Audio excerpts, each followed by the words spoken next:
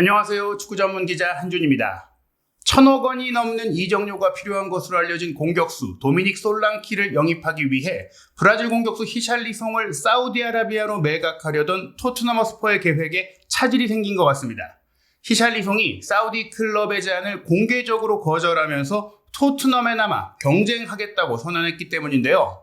영국의 유력 매체들의 보도에 따르면 토트넘은 히샬리송이 남는다고 하더라도 솔랑키를 영입하겠다는 의지가 확고하다고 합니다. 그리고 그 배경에는 측면과 이선에서 손흥민 선수의 공격 영향력을 극대화하기 위한 포스테코글루 감독의 전술적 솔루션 때문인 것으로 보입니다.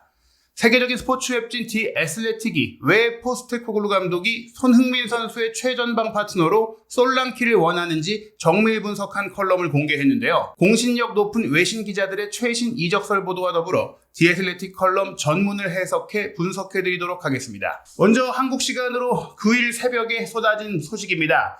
영국과 브라질 시간으로 8월 8일에 히샬리송이 브라질 ESPN 방송사를 통한 인터뷰에서 사우디아라비아 클럽에 공식 제안이 온 것은 사실이지만 본인은 거절했다라고 밝혔고, 이 소식이 영국 내 많은 매체들에 인용 보도된 것인데요.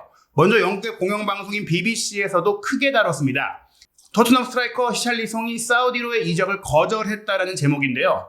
브라질 출신의 27살 공격수 히샬리송은 2022년에 에버튼에서 클럽 이적료 신기록인 6천만 파운드를 기록하면서 토트넘에 입단했습니다. 그러나 토트넘에서 66경기에 출전하는 동안 15골밖에 넣지 못하면서 기대에 미치지 못했죠. 특히 지난 시즌 엔지 포스테코글루 감독 체제에서 주전으로 활약하지 못했습니다. 아직 2027년까지 무려 3년이나 계약이 더 남아있는 히샬리송은 사우디아라비아의 여러 클럽으로부터 관심을 받고 있는데, 익명의 한 팀이 공식적으로 입찰했다고 합니다. 하지만 히샬리송 선수는 브라질 대표 선수로 국제 경력을 이어갈 수 있는 가능성을 높이고자 영국에 남고 싶다라고 말했는데요. ESPN 브라질판의 엑스테르날과의 인터뷰에서 제의가 있었지만 브라질 대표팀과 프리미어리그에서 뛰고 싶은 나의 꿈이 더 크다라고 이야기했습니다. 토트넘은 올 여름에 새로운 공격수를 영입하는 데 관심이 있고 본머스의 도미닉 솔랑키를 타깃으로 삼고 있다고 BBC도 확정적으로 이야기했습니다. 지난 2023-2024 시즌 본머스에서 42경기에 출전하며 21골을 기록한 솔랑키는 비록 잉글랜드의 유로 2024 대표팀에 발탁되지는 못했으나 대표팀에 갈 수 있는 선수로 평가받고 있고, 본머스 소속팀은 솔랑키의 잔류를 원하고 있는 상황입니다. 게다가 솔랑키와 본머스의 계약 기간이 역시 3년 가까이 남았지만 6,500만 파운드, 약 1,100억 원 가까운 이적료를 통해서 바이아웃 조항, 구단의 동의 없이 이적할 수 있는 조항이 있기 때문에 토트넘이 데려올 수 있는 상황인데요. 다만 토트넘은 솔랑키의 실제 이적료 가치를 더 낮게 평가하고 있다 보니까 바이아웃 조항 발동 여부는 미지수라고 할 수 있겠죠. 그리고 이 발동을 위해서 어떻게 보면 자금 확보를 위해 히샬리송을 사우디에 거액에 팔고 그 돈을 솔랑키 영입에 투자하려고 했던 것 같은데요. 디 애슬레틱에서 조금 더 상세한 내용을 전했습니다. 우선 히샬리송이 거절하는 과정 속에 했던 코멘트가 있죠. 돈도 크지만 제 꿈이 더 큽니다라고 이야기하면서 마치 지난해에 손흥민 선수가 사우디의 제안을 거절했을 때와 비슷한 이야기를 한 것입니다. 제의가 들어왔지만 브라질 대표팀과 프리미어리그에서 뛰고 싶은 꿈이 더 크다라고 이야기한 것인데요. 다만 최근 굉장히 좋지 않은 경기력도 있었고, 지난 시즌엔 좋은 경기력을 잠시 보이면서 12골을 넣었지만 부상으로 인해 후반기 또 굉장히 많은 시간을 비웠거든요. 그런 가운데 건강하고 또 잉글랜드 선수인 솔랑키가 토트넘의 영입 대상으로 떠올렸는데, 토트넘의 견해는 솔랑키의 이적이 반드시 히샬리송의 이탈에 달려있지 않다고 디 애슬레틱이 설명했습니다. 그러면서 포스테코글루 감독이 우리에게 더 중요한 것은 어떤 유형의 스트라이커를 영입하는가라고 생각한다고 말했습니다. 우리가 어떤 방식으로 플레이하는지 아실 겁니다. 우리는 기술적인 측면에서 또한 신체적인 측면에서 그 틀에 맞는 스트라이커를 요구하고 있습니다. 현재 우리 선수단 전체를 봤을 때 가장 얇은 선수층을 형성하는 분야가 공격수 자리이기 때문에 당연히 그 부분에 중점을 두고 있습니다 라고 했는데요. 지난 시즌에 히샬리송 선수가 어떻게 보면 최전방 공격수 역할로는 손흥민 선수에게도 밀릴 정도였어요. 실제로 히샬리송 선수가 브라질 대표팀에서는 최전방 역할을 잘 소화한 것 같긴 하지만 그것은 브라질 대표팀이라는 압도적인 강팀의 특성 때문이기 선수이기도 합니다. 결국 최전방에서 버텨주고 연계해주고 또 골도 많이 넣을 수 있는 역할을 하는 데 있어서 히샬리송도 왓포드 시절이나 에버턴 시절에, 특히 에버턴 시절에도 칼버트 루인과 짝을 이루면서 마치 손흥민 선수의 역할에서 그런 위치에 윙포워드 겸 스트라이커로 뛰면서 잘했던 거거든요. 그렇기 때문에 확실한 전문 9번 공격수가 아니고 실제로 콘테 감독이 원에서 히샬리송을 영입했을 때도 손흥민 선수를 오른쪽으로 이동시키면서 손흥민 선수의 백업 자원이자 또 손흥민 선수의 측면 파트너로 쓰고 최전방에 케인이 있는 상태에서 히샬리송을 영입했던 겁니다. 그런 점들을 고려했을 때 히샬리송은 정확하게 최전방의 1옵션이 되기 어렵다는 것이죠. 한편 히샬리송 같은 경우에는 2022 카타르 월드컵 이후 우울증을 앓았던 사실, 또 그로 인해 축구를 그만두려고 했던 사실과 다양한 어려움들 속에서 토트넘에서 부진이 그런 개인적인 이유도 있다고 생각을 하기 때문에 지금 본인이 유럽 최고의 무대를 떠나서 사우디로 가고자 하는 생각은 전혀 없는 상태입니다. 그러다 보니까 히샬리송은 남아서 비록 주전이 될 수 없다고 하더라도 주전이 되기 위해서 경쟁하겠다는 의지를 보이고 있는데요. 이러한 상황에 대해서 영국의 프리미어리그 주간 방송사인 스카이 스포츠의 토트넘 담당 기자 리알 토마스 기자의 최신 정보에 따라서도 토트넘의 새로운 공격수 영입은 히샬리송의 미래와 무관하다라고 하면서 물론 히샬리송이 매력적인 사우디의 제안을 받았지만 관심이 없다는 입장을 밝혔고 브라질 대표팀에 복귀하고 또 대표팀에서 뛰기 위해서 유럽 5대 리그 중 하나에서 꾸준히 뛰기 위한 생각을 갖고 있다. 다만 꾸준히 뛰는 부분들이 충족되지 못한다면 만약 히샬리송이 사우디로는 안 가더라도 유럽 5대 리그 내에 다른 팀으로는 갈 수가 있을 텐데 문제는 사우디가 아니라면 히샬리송의 이적료, 특히 토트넘이 투자한 만큼의 이적료를 회수하면서 이적할 수 있는 유럽 내 팀은 생기기가 어렵다. 결국에는 토트넘이 공격 라인을 더블 스쿼드로 구축하고 싶어하는 상황 속에서 히샬리송이 백업으로 남고 다른 선수를 정리할 가능성이 생기고 있고 그러면서 현재 솔로몬 선수가 떠날 가능성이 제기되고 있는 것이죠. 역시 왼쪽 측면을 맡을 수 있는 솔로몬은 손흥민 선수와 베르너 선수가 왼쪽 측면을 맡을 수 있는 가운데 히샬리송도 왼쪽과 오른쪽의 측면으로 이동하게 되고 솔랑키의 백업 역할을 하게 될 경우가 된다면 결국에는 백업으로 남게 되고 그 백업에서의 활약에 따라서 가치를 회복하고 가치를 높인다면 다음 이제 이적 시장이 열릴 때 다른 유럽 팀으로의 이적 가능성을 만들 수가 있는 것이죠. 어찌됐거나 토트넘은 히샬리송이 지금 떠나지 않는다고 하더라도 솔랑키를 영입할 것이다라는 것인데요. 이러한 부분들에 대해서 최근 본머스의 훈련에 합류한 솔랑키에 대해 본머스 감독 안도니 이라울라 같은 경우에는 그는 여기서 행복해하는 것 같다고 나는 느끼고 있다. 그는 이미 우리와 훈련을 하고 있고 우리는 어떤 것도 물론 통제할 수 없는 지금의 이적 시장 상황을 알고 있지만 또 어떤 일이든지 일어날 수 있지만 그는 최고의 포로 선수로서 지금 집중하고 있다고 얘기를 했어요. 이러한 가운데 파브리치오 로마노 이적시장 전문 기자는 토트넘이 솔랑키를 원하고 있고 또 무엇보다 솔랑키를 강하게 영입하기 위한 의지를 가지고 있다. 어떻게 될지 지켜봐야 된다. 결론은 모르겠지만 확실하게 협의는 이루어지고 있다. 그건 100% 사실이다라면서 토트넘과 솔랑키가 지금 협상 중인 사실을 굉장히 강하게 주장했는데요. 로마노 기자 같은 경우에는 영국의 기브미 스포츠와의 인터뷰를 통해서도 현재 공격수 영입으로 인해 토트넘이 굉장히 바쁘다고 하면서 솔랑키의 영입뿐만 아니라 또 다른 하나의 공격수가 더 올 수도 있다는 얘기를 했어요. 다만 히샬리송이 남는 상황이 된다면 이건 어려울 것이다. 히샬리송이 떠나는 상태에서라면 솔랑키가 오고 다른 공격수까지 온다라고 봐야 될 것 같아요. 그래서 사실은 히샬리송이 남아도 솔랑키를 영입을 한다. 즉 지금 토트넘은 공격 라인에 2명을 원하는데 한 명은 확실한 최전방 공격수, 한 명은 최전방과 측면을 오갈 수 있는 멀티 공격수를 원한다고 보시면 될 것 같아요. 손흥민 선수도 상황에 따라서 최전방과 측면을 볼 수 있으니까 그런 좀 스위칭 플레이가 무한히 가능하면서 다양한 전술적인 역할을 소화할 수 있는 그런 공격수를 포스테코글루 감독이 찾고 있다고 보면 될 것 같겠죠. 파브리치오 로마노 기자는 최전방 지역, 공격 지역에 초점을 맞추고 있고 적어도 한 명 이상, 기회에 따라 2명 가까이 영입할 수가 있다고 했습니다.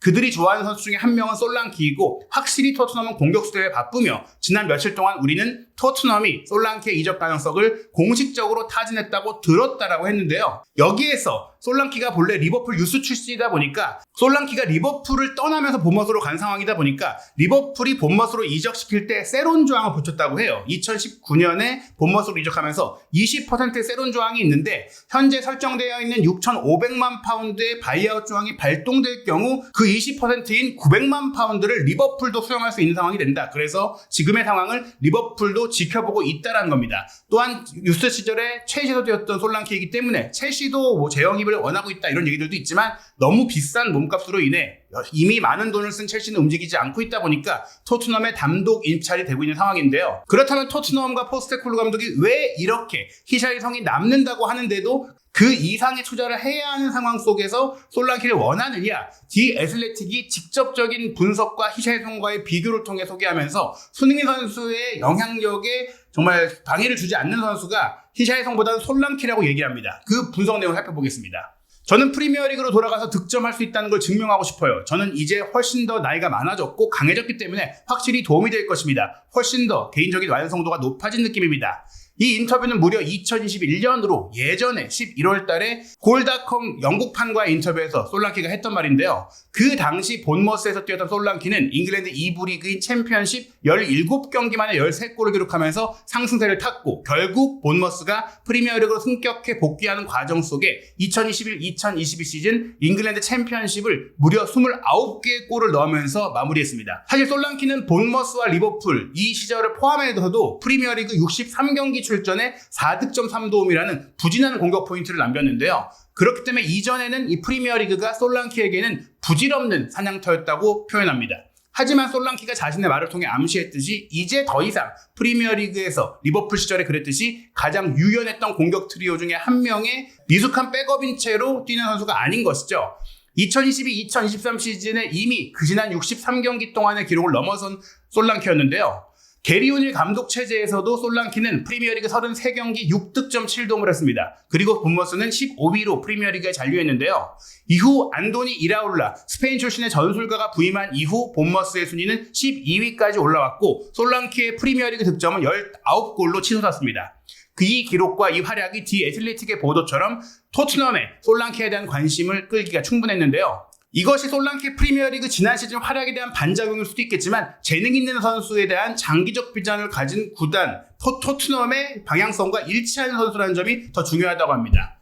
이라올라 감독 체제에서 솔랑키의 경기력 변화는 초반에는 뚜렷하지 않았지만 몇 주가 지나면서 더욱 분명해졌는데요. 첫 11경기에서 4골을 넣었지만 본머스는 번리를 상대로 단 1승만 거뒀고 7패를 당하고 있었고 그중 마지막 경기가 맨체스터 시티를 상대로 1대6의 대패를 당한 것이었습니다. 하지만 11월 뉴캐슬 유나이티드전 2대0 승리는 솔랑키가 상대 수비 실책에 이어 결승골을 뽑아냈고 또 코너킥 상황에서 쐐기골까지 터뜨리며 2골을 모두 넣었고 이것이 본머스의 상승세의 전환점이 됐는데요. 이후 본머스는 6경기 중 5경기를 승리로 장식하면서 프리미어리그 시즌 전반기를 기분 좋게 마무리하게 됩니다. 그리고 솔랑키는 이 기간 동안 노팅엄 포레스트와의 경기에서 해트트릭을 포함해 무려 6골을 기록하게 되는데요. 솔랑키는 압박을 이끌고 박스 안팎에서 공간을 점유하면서 가장 중요한 골을 넣어야 하는 자신의 전술적인 역할을 잘 알고 그걸 수행했습니다. 솔랑키는 윙어인 앙투안 세메뇨라든지 저스틴 클라이베르트와 함께 경기장 내의 호흡도 개선되면서 프리미어리그 첫 19경기에서 7개의 어시스트밖에 기록하지 못했던 것을 마지막 19경기에서는 16개의 어시스트를 기록할 정도로 이 연계 능력과 도움 능력도 좋아졌고요. 또 포지션을 바꿔서 이 공격수들과 사이드와 이동하면서 플레이하거나 자신의 피지컬과 볼 소유력을 활용해서 윙어들에게 기회를 만들어주는데도 더 익숙해졌습니다. 바로 이런 부분들이 손흥민 선수에게 도움이 될 수 있는 것인데요. 지난해 10월 바로 이 장면입니다. 에버튼과의 경기에서는 오른쪽에 있는 필립 빌링과 겹쳐서 움직이면서 동료 센터포워드인 키퍼 모어에게 헤더 득점 기회를 만들어주는 오프더블 움직임을 솔랑키가 보여주기도 했습니다. 동시에 솔랑키는 자신에게 전술적으로 다른 책임도 중요하다는 걸 알고 있는데요. 그는 지난 시즌 리그 경기에서의 어시스트가 2021-2022 시즌과 2023 시즌보다 4개 그리고 2020-2021 시즌보다 8개 적은 3개에 불과했어요.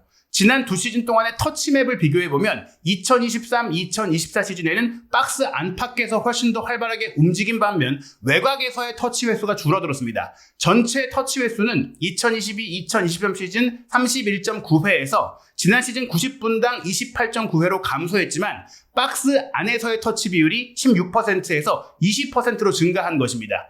이는 더 적은 터치가 더 효과적이라는 것을 오히려 보여주면서 토트넘이 노리는 잠재적인 원동력이 된 것인데요. 즉 솔랑키가 밖으로 나와서 많이 영향력을 발휘하는 것이 아니라 박스 안에만 머무르면서 볼을 많이 건드리지 않으면서도 본인의 전술적인 역할을 다 해준다는 것. 즉 본인이 이 안에서 수비수들을 끌어주면 바깥에서 손흥민 선수가 더 자유롭게 공격할 수 있는 공간과 슈팅 기회를 포착할 수 있는 형태가 솔랑키와 함께 가능하다는 것이죠. 솔랑키가 토트넘에 잘 적응할 수 있다는 기대를 이해하려면 토트넘의 기존 선수들을 솔랑키가 왔을 때 어떻게 개선할 수 있는지를 살펴볼 필요가 있는데요. 표면적으로 솔랑키는 히샬리송보다 즉각적인 업그레이드를 제공하는 부분이 있습니다. 솔랑키는 지난 시즌 본머스의 프리미어리그 38경기에 모두 출전했고 37경기에 선발 출전하며 19골을 넣었는데요. 이는 지난 시즌 28경기에서 11골을 넣은 히샬리송의 기록과 비교했을 때 압도적인 수치입니다. 하지만 표면적인 데이터를 살펴보면 큰 차이가 나타나지 않는다고 할 수도 있는데요. 히샬리송의 효율성이 약간 더 높다고 볼 수 있겠지만 이는 페널티킥을 제외했을 때 기대 득점이 더 높았기 때문에 상쇄될 수 있는 부분입니다.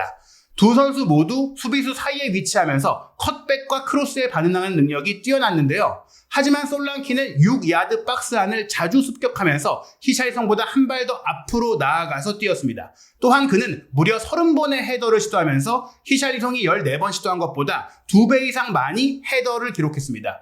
이게 양팀의 전술적인 차이점일 수도 있겠죠. 하지만 두 팀 모두 프리미어리그 경기에서 오픈 플레이에서 칩 크로스를 시도한 횟수는 비슷했습니다. 본머스가 321회로 오히려 토트넘의 324회보다 약간 뒤처졌던 것이죠.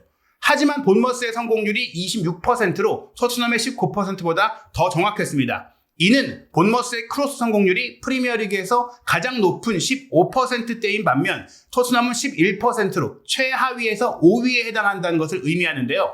토트넘은 185회로 본머스의 134회보다 더 많이 지상 크로스를 시도했지만 16%대 19%로 나뉘는 정확성이라든지 기회 창출로 이어진 7%대 10%의 비율로 봤을 때 본머스의 크로스의 질이 더 좋았다고 볼 수 있습니다. 근데 이게 질도 질이지만 잘 받아준 솔랑키의 활약 덕분일 수도 있습니다. 또한 본머스는 더 많은 스위칭 플레이를 했는데 92회나 기록을 했고 토트넘은 59회밖에 안 됐습니다. 즉 스위칭에 있어서도 공격수들의 움직임이 경직되어 있다는 것이죠. 토트넘은 수비라인 뒤에서 포워드나 측면 선수에게 패스를 직접 공급하는 걸 더 많이 시도했는데 그런 기록은 토트넘이 91회였고 본머스는 48회였거든요. 즉 공격수의 전술적인 유연성과 유동성도 솔랑키가 더 뛰어나다는 것이죠. 롱패스 시도에 쓰는 토트넘이 1905회로 프리미어리그에서 최하위권이었고 본머스는 2964회로 두 번째로 높았는데 가능한 빨리 공을 공격진으로 전진시키는 것을 선호하는 이라올라 감독의 스타일을 고려한다면 놀라운 일이 아니고 솔랑키가 있기 때문에 솔랑키가 공을 잘 받아주기 때문에 가능한 일인 것입니다. 이 장면을 보시면 솔랑키가 종종 박스 근처에서 상대의 공중볼 공격을 빼앗기 위해 센터백에게 달려드는 그런 수비적인 역할 후 역습도 잘해주는데요. 90분당 2.9회, 성공률 37%에 달하는 수비 상황의 공중볼 경합도 보여줬습니다. 이를 통해서 이라올라 감독은 본머스가 무려 133회의 직접적인 빠른 다이렉트 공격을 진행할 수 있는 프리미어리그에서 토트넘과 동위인 2위에 해당하는 속도감 있는 공격팀으로 바꿨는데요. 빠른 돌파를 통한 슈팅 기록이 프리미어리그 최다였던 37개가 본머스의 기록이고 토트넘은 불과 20개 팀 중에 15위밖에 되지 않는 14개였습니다. 지난해 8월 리버풀과의 경기 바로 이 장면에서 솔랑키가 수비에서 공격으로 전환되는 드리블 상태에서 돌파력과 속도까지 보여줬던 플레이 이런 것들도 할 수 있는 것이죠. 솔랑키는 박스 안에 들어가면 본머스의 플레이 전환 의지에 따라 오픈 플레이에서 양질의 크로스를 자주 받았습니다. 반면에 히샬리송은 미드필드에서 공을 잘 제어하고 톱으로 공을 올려놓기보다는 달려들으라는 지시를 받았을 가능성이 더 크겠죠. 그가 받은 크로스의 질이 항상 좋았던 건 아니지만 솔랑키의 경우처럼 적절한 위치를 차지했다면 득점으로 연결할 수 있었습니다. 수비에게 직접 달려들 필요가 없었고 또한 포스테코글루 감독의 시스템에서 오버래핑이 많기 때문에 히샬리송은 그냥 박스 안에 더 많이 머물기만 했으면 됐습니다. 그럼에도 불구하고 득점을 많이 하지 못한 것이죠. 공격과 수비를 오갈 때 두 선수는 턴오버를 많이 유도하는 전방 압박을 많이 했습니다. 두 선수 모두 90분당 파이널 서드 지역에서 평균 0.4회의 볼 소유권을 획득했지만 솔랑키가 미들 서드 지역에서 획득한 소유권 횟수는 히샬리송의 0.6회보다 2배나 많은 1.2회였습니다. 솔랑키는 지난 시즌에 압박을 주도하는 능력이 더 좋아졌을 뿐만 아니라 관여도가 낮아진 경기장 내에서의 역할에도 불구하고 성공할 수 있다는 걸 보여줬죠. 히샬리송은 지난 시즌에 공을 잡기 위해 미드필더로 더 자주 내려갔고 이로 인해서 때때로 골대를 등지고 플레이하는 것을 좋아함에도 불구하고 터치 횟수를 줄이면서 더 나은 기여를 해야 했던 손흥민 선수에게 스트라이커 자리에서도 밀리면서 벤치에 앉아야 했던 것입니다. 프리미어리그 28경기 중 히샬리송은 7경기에서 20회 이상의 패스를 시도했습니다. 패스를 10개 이하로 시도한 경기가 9경기밖에 없었고 그 중에 한 경기밖에 득점을 하지 못했어요. 바로 셰필드와의 경기 2대1 역전승에서 기억에 남는 헤딩 슈팅을 성공시켰던 때인데요. 반면에 솔랑키는 맨유와 2대2로 비겼던 단 한 경기만 20회 이상의 패스를 시도했습니다. 패스 시도가 10번 이하였던 리그 경기가 무려 13번이었는데 그중 4경기에서 득점을 했어요. 여기서 주목할 점은 본머스의 시즌 평균 점유율이 44%로 토트넘의 62%에 훨씬 못 미치는 팀이라는 점입니다. 어쨌거나 이런 부분들이 솔랑키에게 유리할 수도 있겠지만 본머스가 55% 이상의 높은 점유율을 차지한 경기에서도 솔랑키가 어떤 활약을 했는지를 본다면 이 적합성과 효율성을 이해할 수 있습니다. 그 중에서도 눈에 띄는 것이 노팅엄 포레스트와의 경기에서 기록했던 해트트릭인데요. 패스를 완성했던 횟수보다 더 많이 슈팅을 시도하면서 헤딩 동점골을 포함해 3골을 기록했던 게 바로 이 장면입니다. 이것은 두 번째 측면과 잘 연결된다고 할 수 있는데요. 바로 이것이 포스테코글루 감독이 센터포워드에게 필요로 하는 것입니다. 포스테코글루 감독이 셀틱에서 보낸 마지막 시즌 38번의 스코틀랜드 리그 경기 중에 36경기에 출전해 27골을 넣은 일본 공격수 후루아시 쿄고는 포스테코글루 감독의 1옵션 스트라이커였습니다. 평균 69%의 볼 점유율을 기록한 팀에서 후루아시가 20회 이상의 패스를 시도한 경기는 단 한 번도 없었습니다. 후루아시는 29경기에서 10개 이하의 패스를 시도했고 그중 7경기에서 득점을 했습니다. 후루아시도 포레스트에서 솔랑키와 비슷한 경기를 여러 번 치렀는데 2022년 8월 던디 유나이티드를 9대0으로 완파했던 경기가 그중 하나였습니다. 후루아시는 교체되기 전까지 69분 동안 8번밖에 패스를 하지 않았는데 3번의 슈팅을 모두 연결하며 득점을 기록한 것이죠. 마지막으로 후루아시의 2022-2023 시즌 슈팅맵과 솔랑키의 2023-2024 시즌 프리미어리그 슈팅맵을 비교해보시면 박스 안에서도 비슷한 지역을 공략한다는 것을 알 수 있습니다. 후루아시의 기록은 물론 셀틱의 엄청났던 기대 득점 퍼포먼스 고려할 때 그만큼 득점할 수 있을 거라고 솔랑키에게 기대하기는 어려울 겁니다. 하지만 솔랑키의 피지컬이라든지 헤딩 능력, 프리미어리그의 경험은 토트넘에서의 활약이 충분히 좋을 거라는 것을 기대할 수 있고 솔랑키가 토트넘으로 이적하는 것은 선수 개인에게도 큰 발전이 되겠지만 토트넘에게도 중요한 일이 될 수 있는 것입니다. 토트넘은 포스테코글루 감독의 스타일에 더 적합한 솔랑키 같은 공격수를 영입함으로써 팀의 장기적인 비전을 뒷받침하고 다시 한번 4위 경쟁을 이어가고자 하는 것으로 보입니다. 새로운 선수 영입과 전체 선수단의 연령대를 보면 미래에 대한 명확한 비전이 보이는데요. 지금 말씀드린 대로 최전방 공격수가 자꾸 밑으로 내려오면 손흥민 선수의 영향력을 침범하게 됩니다. 전방에 머물러주고 본인은 영향력을 많이 가져가지 않으면서 골을 넣는 데 집중을 해준다면 손흥민 선수의 능력도 더 잘 발휘될 수 있는 것이죠. 손흥민 선수가 최전방에서 중용됐던 과정에서 분명 경기 영향력이 떨어졌었는데 그런 부분들을 상쇄하면서 함께 갈 수 있는 선수가 히샬리송보다는 솔랑키라는 것입니다. 한편 이탈리아의 이적시장 전문기자 잔루카 디 마르초는 최근 난항이라고 알려졌던 에메르송 로얄의 AC밀란 이적이 임박했다라는 소식을 전했는데요. 유럽 시간으로 8월 8일부터 8월 9일 사이에 최종 승인이 날 것이다. 즉 이제 8월 9일이 밝아오고 있는 시점이기 때문에 AC밀란 이적 발표가 곧 나올 수 있다는 겁니다. AC밀란은 알레산드로 플로렌치가 부상당하면서 오른쪽 풀백에 백업이 필요해졌고 그래서 로얄을 원하고 있고 곧 메디컬 테스트와 계약 절차가 진행될 수 있다고 하는데요. 이렇게 선수들이 떠나고 인건비에 여력이 생기면 솔랑키 영입에도 속도가 날 것 같습니다. 토트넘 내부 소식에 정통한 폴 오키프는 새로운 시즌의 공식 경기 개막전이 시작하기 전에 토트넘이 최소한 한 명의 새로운 선수를 영입할 거라고 내다봤는데요. 그 한 명은 솔랑키가 될 가능성이 높은 것 같습니다. 프리미어리그는 8월 17일에 개막하게 되는데요. 한국 시간 8월 17일 토요일 새벽 4시에 맨유와 풀럼의 경기가 가장 먼저 열리고 토트넘 허스퍼는 8월 20일 화요일 새벽 4시에 레스터 시티와의 원정 경기로 마지막 일정을 치르게 됩니다. 과연 토트넘 허스퍼가 개막 전에 어떤 선수들로 공격진을 구성할지 손흥민 선수는 어떤 선수와 합을 맞추게 될지 관심이 커지고 있습니다. 한준TV와 함께 올 여름 이적 시장의 최신 소식 그리고 손흥민 선수의 모든 이야기 구독, 좋아요, 알림 설정으로 확인하시기 바랍니다.